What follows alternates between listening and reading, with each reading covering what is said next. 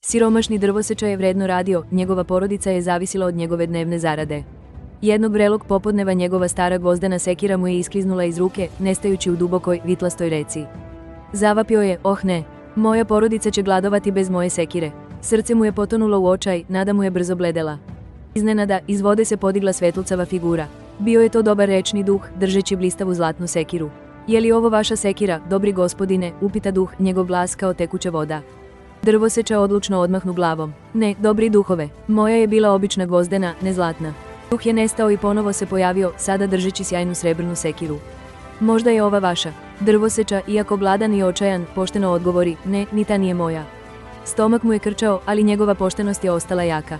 Treći put, duh se pojavio, ovoga puta sa starom, iznošenom gvozdenom sekirom drvoseče.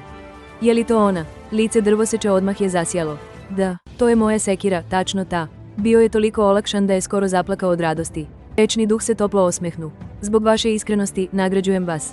Duh mu je tada dao ne samo njegovu gvozdenu sekiru, već i zlatne i srebrne sekire. Drvoseča se vratio kući, srce mu je bilo puno zahvalnosti i neočekivanog bogatstva. Kada je pohlepni komšija čuo priču, potrčao je do reke.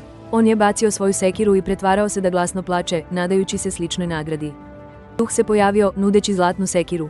Pohlepni čovek je odmah izjavio, da, to je moje. Sve je moje, ali duh je odmah nestao, ostavljajući pohlepnog čoveka bez ikakve sekire. Poštenje, izbor iskrenosti čak i kada je teško, uvek na kraju donosi najbolje nagrade.